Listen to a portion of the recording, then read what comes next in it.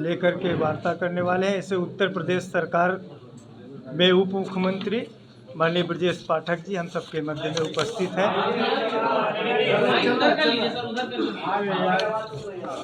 आज के इस प्रेस कॉन्फ्रेंस में हम सबके उत्तर प्रदेश सरकार के उप मुख्यमंत्री माननीय ब्रजेश पाठक जी मध्य में उपस्थित हैं और भारतीय जनता पार्टी के प्रदेश के मंत्री ऐसे हमारे सुभाष यदुवंशी जी भी यहाँ पर उपस्थित हैं। जो परिवार भारत को तोड़ने में विश्वास करता हो, वो भारत जोड़ने की यात्रा निकालने की जो बात करते हैं, जो केरल में बीफ पार्टी वालों के साथ में संबंध रखते हैं, जो तमिलनाडु में भारत माता को गाली देने वालों के साथ में यात्रा करते हैं, उन सब की नीतियों के विरुद्ध जनता के बीच में आज के इन सब विषयों पे संदर्भ में बातचीत करने के लिए हमारे उत्तर प्रदेश के उप मुख्यमंत्री जी उपस्थित हैं। मैं उनसे निवेदन करता हूं आगामी विषयों पर चर्चा। बहुत बहुत धन्यवाद आप सभी को। सबसे पहले मैं वर्ष 2023 की बहुत बहुत शुभकामनाएं देता हूं। वर्ष 2023 में भारतीय जनता पार्टी के प्रदेश मुख्यालय में प्रेस कॉन्फ्रेंस में आप सबका हृदय से स्वागत भी करता हूं और आभार भी प्रकट करता हूं, क्योंकि सर्दी में पारा आज बहुत नीचे है और ठंडी हवाएं भी चल रही हैं। आप सब लोग अपने अपने ऑफिस से घरों से निकल करके इस सर्दी के मौसम में हमारे साथ आए हैं, इसलिए मैं आप सबका हृदय से आभार प्रकट करता हूं। आवश्यक इसलिए था क्योंकि दिन भर ढेर सारे सवाल मीडिया कर्मी हमसे पूछ रहे थे, तो भारतीय जनता पार्टी में तय हुआ कि हम मीडिया में जाकर के प्रदेश के लोगों को सच्चाई बताएं कि किस ढंग से राहुल गांधी की जो यात्रा उत्तर प्रदेश में आज प्रवेश की, उस पर सवाल पूछे जा रहे थे। राहुल गांधी की यात्रा उत्तर प्रदेश में मैं कह सकता हूं कि छूते छूते निकल रही है। उत्तर प्रदेश में आने की उन्होंने उत्तर प्रदेश की जनता से दुराव होने के कारण, क्योंकि उत्तर प्रदेश को छोड़ करके वो लोकसभा के आम चुनाव में केरल चले गए थे, तो उन्होंने उत्तर प्रदेश की जनता को इस बार भी निराश किया है। वो उत्तर प्रदेश के किनारे किनारे निकल रहे हैं और वो कांग्रेस पार्टी और वो उनके नेता जो लगातार देश को तोड़ने की बात करते थे, देश को विध्वंसक शक्तियों के साथ हाथ मिलाने का काम करते थे, टुकड़े टुकड़े गैंग के साथ खड़े होने की बात करते थे, वो लोग भारत जोड़ो यात्रा का छद्म नाम दे करके लोगों को गुमराह करने का प्रयास कर रहे हैं। उत्तर प्रदेश के आम जनता उन्होंने बुरी तरह नकार दिया है, इसलिए उन्होंने हिम्मत ही नहीं की उत्तर प्रदेश से निकलने की, इसलिए वो केवल टच करते हुए दूसरे राज्यों में जा रहे हैं। मैं उत्तर प्रदेश की आम जनता को बहुत बहुत अभिनंदन करता हूं, आभार प्रकट करता हूं कि उनकी सच्चाई को जिस ढंग से उत्तर प्रदेश की जनता ने समझा है, परखा है, कांग्रेस को पूरी तरह से समाप्त कर दिया है, तो इसलिए मैं उत्तर प्रदेश की जनता का आभार प्रकट करता हूं। इतिहास कांग्रेस पार्टी का रहा है कि उन्होंने हमेशा भारत को खंडित करने वालों का साथ देने का काम किया है। आप सोचिए, जब जम्मू कश्मीर को विलय को लेकर के चर्चा चली थी, हमारे अग्रज सरदार वल्लभ भाई पटेल ने जो उस समय को शामिल करके भारत माता का एक विशाल स्वरूप, विराट स्वरूप दुनिया के सामने रखा था। पंडित श्यामा प्रसाद मुखर्जी जी ने जो तय किया था कि इस देश के अंदर दो विधान दो निशान नहीं चलेंगे, उस परिकल्पना को मजबूत करने का काम भारतीय जनता पार्टी ने आदरणीय प्रधानमंत्री नरेंद्र मोदी जी के नेतृत्व में और आदरणीय गृह मंत्री अमित शाह जी के नेतृत्व में पूरा किया है।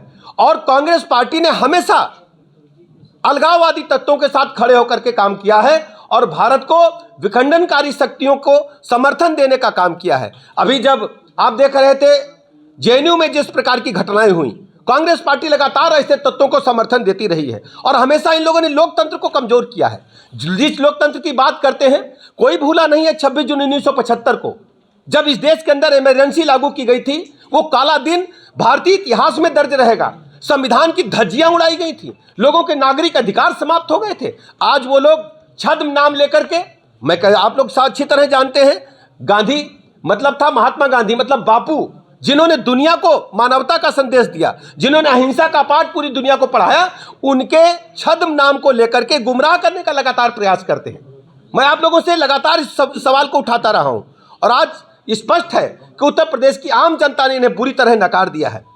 आप सब जानते हैं कि उत्तर प्रदेश राज्य में आने की उनकी हिम्मत नहीं पड़ी और इस यात्रा ने उत्तर प्रदेश में घुसते ही घुटने टेकने का काम किया। उत्तर प्रदेश राज्य की सीमा से निकल करके वो बाहर जा रहे हैं। केवल सांकेतिक यात्रा है ये। बाकी जगह यात्रा इन्होंने निकाली, केरल में गए, लेकिन उत्तर प्रदेश में केवल सांकेतिक यात्रा निकाल रहे हैं। इस यात्रा का कोई मतलब नहीं, कोई मकसद नहीं और कोई उद्देश्य नहीं है।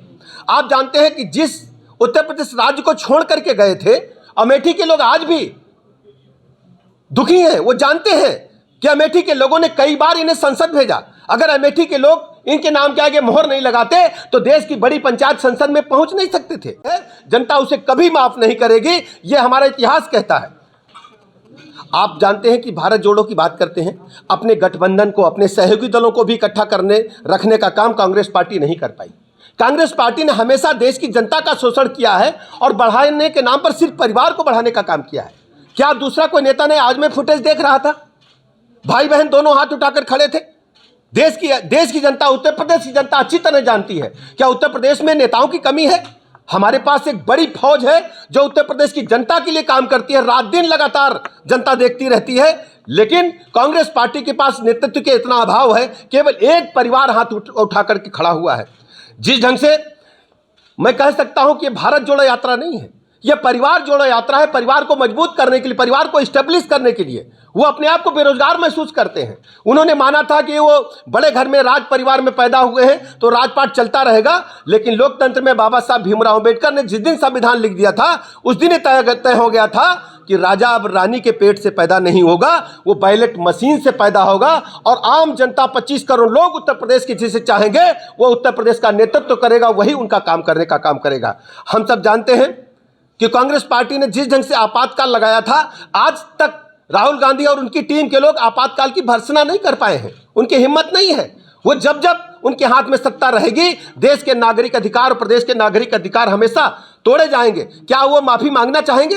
वो बताएं अपने भारत जोड़ो यात्रा के दौरान कि हमारे पूर्वजों ने, हमारे नीति नियंताओं ने, कांग्रेस पार्टी के जो नीति नियंता थे, जो सरकार चलाते थे, उन्होंने इमरजेंसी लगा करके गलती की थी। हम सब जानते हैं कि आदरणीय प्रधानमंत्री नरेंद्र मोदी जी के नेतृत्व में जो गरीब कल्याण योजनाएं हैं, जो लोक कल्याण योजनाएं जन जन तक पहुंची हैं और लोगों का भरोसा भारतीय जनता पार्टी पर बढ़ा है। जितने भी 14 के बाद चुनाव हुए, हमारा वोट प्रतिशत बढ़ा है। दिन प्रतिदिन हमारे साथ लोगों का जुड़ाव बढ़ा है। आज मैं कह सकता हूं कि लोगों को पक्का मकान, निःशुल्क पेयजल, जल जीवन, कोई सोच सकता था कि गरीब आदमी के घर में भी नल से जल आएगा, टोटी से जल आएगा? हम लोग जब गांव में रहते थे तो बुआ के यहाँ जब जाते थे तो नल से, टोटी से जल आता था तो मुझे लगता कि अचंभा है, खूब नहा ले, खूब पानी पी ले। आज ये गांव गरीब गुरबा जो आदमी सोचता नहीं था, इसी बुंदेलखंड में अपनी पार्टी के शासनकाल में ट्रेन से पानी आया था। आप लोग भूले नहीं होंगे। लेकिन मैं बधाई देना चाहता हूं अपने नेता आदरणीय प्रधानमंत्री नरेंद्र मोदी जी को, जिन्होंने जल जीवन मिशन लाकर के शुद्ध पेयजल एक एक नागरिक को देने का काम किया, एक एक नागरिक को पक्का मकान देने का काम किया। और महात्मा गांधी जी की सोच को आगे बढ़ाते हुए स्वच्छता मिशन को आगे बढ़े। कौन सोच सकता था कि गरीब आदमी को शौचालय मिलेगा? अगर आप सोचो, हम सब हैं, दोपहर में अगर पेट खराब हो जाए माता बहन, बहू, बेटी, बच्चे का, तो लोग शाम का इंतजार करते थे। और शाम को जब गाड़ी के हेडलाइट सड़क के किनारे हमारी बहू बेटी पर पड़ती थी, किस मुसीबत में वो खड़ी होती थी, इस पीड़ा को या गरीब आदमी समझ सकता है या आप लोग समझ सकते हो? राहुल गांधी और कांग्रेस पार्टी के लोग बिल्कुल नहीं समझ सकते। इनके मुंह में तो चांदी का चम्मच है जब पैदा हुए। आप सब जानते हैं, इनके जो पूर्वज हैं उनके बारे में कहा जाता है लंदन पढ़ने गए थे तो उस विद्यालय के चारों गेट पर गाड़ी खड़ी रहती थी और कहा जाता था कि वो पैदा हुए तो मुंह में चांदी का चम्मच था। ये आप लोग जानते हो, ये आप लोगों ने पढ़ा है हाई स्कूल इंटर की किताबों में। ये वही लोग हैं जिन लोगों ने आज़ादी के पहले और आज़ादी के बाद लगातार हिंदुस्तान और उत्तर प्रदेश की जनता का खून चूसने का काम किया है। आज केवल गुमराह करके लोगों को जोड़ने का काम करने का प्रयास कर रहे हैं। बिल्कुल उत्तर प्रदेश जनता इन्हें नकार चुकी है, केवल औपचारिक यात्रा रह गई है। हम सब जानते हैं, अभी कांग्रेस पार्टी के नेता राहुल गांधी ने कमला हसन जी को एक इंटरव्यू दिया। आप लोगों ने देखा है? देखा है? उस इंटरव्यू की मैं कड़ी भर्त्सना करता हूं, निंदा करता हूं। वो चाहते हैं चाइना के आगे सरेंडर कर दिया जाए। उनके शासन, कांग्रेस पार्टी के शासनकाल में जिस ढंग से चाइना के आगे सरेंडर करके भारत की भूभाग को देने का काम किया गया, अब भारतीय जनता पार्टी की सरकार में, आदरणीय प्रधानमंत्री नरेंद्र मोदी जी की सरकार में हम आंख में आंख डाल करके बात करेंगे। जो हमारी विरोधी ताकतें हैं, जो हमारे दुश्मन तत्व हैं, उनसे भारत की सेना पूरी ताकत के साथ लड़ रही है। राहुल गांधी का बयान पूरी तरह से सेना के मनोबल को गिराने वाला है। यह कांग्रेस पार्टी अपनी मंशा साफ कर रही है कि हर स्थिति में हम भारत को कमजोर करने का काम करेंगे, भारत की सेना का मनोबल गिराने का काम करेंगे। और उन्होंने यह भी कहा कि नारा दिया गया था 62 में, हिंदी चीनी भाई भाई। किस भाई की बात करते हैं? जो हमारे सैनिकों की तरफ, भारत की सीमा की तरफ तिरछी नजर डालेगा, भारत की सेना उसका मुंहतोड़ जवाब देगी। ये भाई भाई कहे। ये कहा था कि समाजवादी पार्टी की कोई विचारधारा नहीं है, उत्तर प्रदेश में हो सकती है लेकिन केरल में नहीं मिलेगी। आज समाजवादी पार्टी की जो मीडिया सेल है उन्होंने जवाब दिया, राहुल गांधी को कहा है कि उनको पहले अध्ययन करना चाहिए, उसके बाद इस तरीके के बयान। दरअसल आप जानते हैं कि ये दो लोग नूरी कुश्ती खेलते हैं। नूरा कुश्ती सुने हैं ना? ये मिला कुश्ती होती है। इस तरीके की कुश्ती खेल करके जनता को गुमराह करते। जनता अच्छी तरह जानती है कि जितने भी ये विपक्षी दल हैं पूरी तरह चुके हुए हैं। एक भ्रष्टाचार के आकंठ दलदल में डूबा हुआ कांग्रेस पार्टी है, और दूसरी तरफ गुंडाराज, अराजकता, माफियावाद, बहु बेटी की इज्जत आबरू खतरे में। समाजवादी पार्टी का नारा है खारी प्लाट हमारा है। सब लोग जान चुके हैं कि लोहिया वाहिनी के गुंडों ने सीओ को हजरतगंज में बोनट पे टांग करके घुमाया था, कोई भूला नहीं है। और उत्तर प्रदेश की जनता की याददाश्त इतनी भुलक्कड़ नहीं है, सबको याद है कि ये एक पूरी तरह से गुंडों को पुष्पित पल्लवित करने वाली समाजवादी पार्टी सरकार जब जब प्रदेश में आई है, प्रदेश के कानून व्यवस्था को छिन्न भिन्न करने का काम किया है। सर, आज प्रियंका गांधी ने कहा है कि नफरत इतनी बढ़ गई है कि राहुल गांधी गली मोहल्लों में मोहब्बत की फ्रेंचाइजी खोलने निकले हुए हैं। देखो ये भाई बहन क्या कहते हैं, खुद ही डिरेल्ड हो चुके हैं। आप जानते हैं कि मोहब्बत की बात अगर करेंगे, आदरणीय प्रधानमंत्री नरेंद्र मोदी जी ने सबका साथ, सबका विकास, सबका विश्वास के भावना के तहत काम किया है। हम जब गरीब कल्याण योजनाओं की सूची देखते हैं, मैंने लखनऊ की सूची देखी है। आप लखनऊ की उज्ज्वला जो हमारी गैस पहुंची है सबके घरों में, आप उसकी सूची निकाल करके देखिए। 45% से अधिक वो लोग हैं जिनकी तरफदारी करते हैं। हमारे साथ वो लोग हैं जो वास्तव में भारत माता के प्रति सच्चाई के साथ रह रहे हैं, और उनके साथ विलगाववादी ताकते हैं, अलगाववादी ताकते हैं। अफजल गुरु के समर्थक लोग हैं कांग्रेस पार्टी के साथ। ये लिखा पढ़ी में वीडियो आप निकाल के देख लीजिए। सर, एक सवाल है कि बीजेपी आदरणीय प्रधानमंत्री नरेंद्र मोदी जी ने किया है, हम सब जानते हैं। कांग्रेस पार्टी अपने नेता को टहलने के लिए भेजी, उनके पास कोई काम नहीं है। अगर वास्तव में भारत माता के प्रति समर्पित भाव से काम करते होते तो आप सोचो जो उनकी यात्रा निकली है, उस यात्रा में कौन कौन शामिल हुआ, क्या आप लोगों की नज़र है क्या? मैं देख रहा था फुटेज। अफजल गुरु की फांसी का विरोध किसने किया था आप जानते हैं? एएस दौलत रा के पूर्व अधिकारी हैं। उन्होंने अफजल गुरु की फांसी का विरोध किया था कि नहीं किया था? दिनेश जी आप बताइए।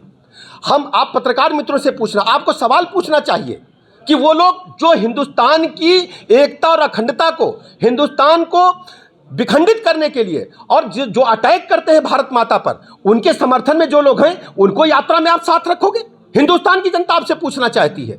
और ये भी मैं बताना चाहता हूं, जिन लोगों ने हमारे डैम का विरोध किया, नर्मदा डैम का विरोध किया, वो आपकी यात्रा में शामिल हो रहे हैं। विकास को रोकने का आप काम कर रहे हो, डेवलपमेंट को रोकने का काम कर रहे हो। आज नर्मदा डैम बनने के बाद बड़ी संख्या में हजारों एकड़ लैंड सिंचित हुई है, लोगों को पीने का पानी मिल रहा है।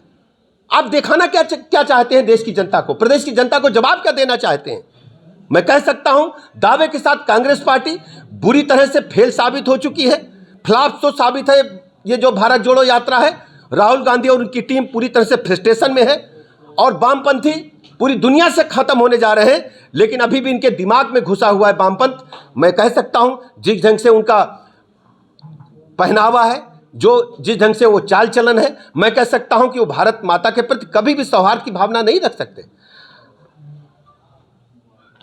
हम इन्हीं लफ्जों के साथ आप सबका आभार प्रकट करते हैं, और आप सबके माध्यम से उत्तर प्रदेश की जनता से अपील करते हैं और उनका आभार भी प्रकट करते हैं कि आप सब आदरणीय प्रधानमंत्री नरेंद्र मोदी जी के नेतृत्व में और उत्तर प्रदेश में आदरणीय मुख्यमंत्री योगी आदित्यनाथ जी के लॉ एंड ऑर्डर, इसी प्रदेश में बहु बेटी की इज्जत आबरू खतरे में रहती थी। गुंडे, माफिया, बदमाश, लुच्चे इसी लखनऊ में जब असेंबली चलती थी, मेरे पत्रकार मित्रों, एक एक गाड़ी में 10-10 बंदूकें भर करके माफिया डॉन असेंबली में आते थे।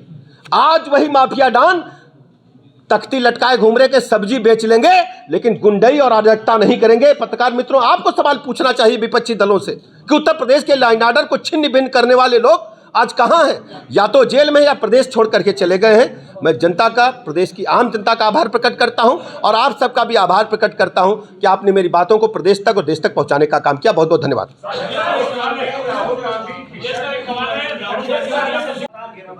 देखिए, लोकतंत्र में ये चुनाव एक महापर्व की तरह आते हैं और हम आदरणीय प्रधानमंत्री नरेंद्र मोदी जी की गरीब कल्याण योजनाओं को लेकर और उत्तर प्रदेश के लॉ एंड ऑर्डर को लेकर के जन जन तक में हम घर घर पैठ बना चुके हैं।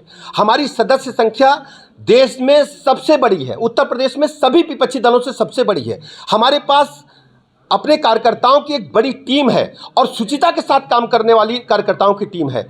आप उन दलों से पूछिए जिनको एक परिवार तक सीमित करने का काम किया है। नाम समाजवादी पार्टी है लेकिन वो फैमिली के लोग हैं। समाजवादी पार्टी के बारे में यदि सच्चाई आप लोग पढ़ेंगे तो समाजवादी पार्टी को वास्तव में जो मैनिफेस्टो था वो आचार्य नरेंद्र देव जी का था, जनेश्वर मिश्र जी का था और वो लोग समाजवादी कहे जा सकते हैं। दादनारायण जी को आप कह सकते हैं, लेकिन समाजवादी पार्टी जिन लोगों के हाथ में है, ऊपर वाले अगर कहीं हमारे जो पूर्वज थे अगर स्वर्ग में बैठ करके देख रहे होंगे किन हाथों में समाजवादी आंदोलन चला गया।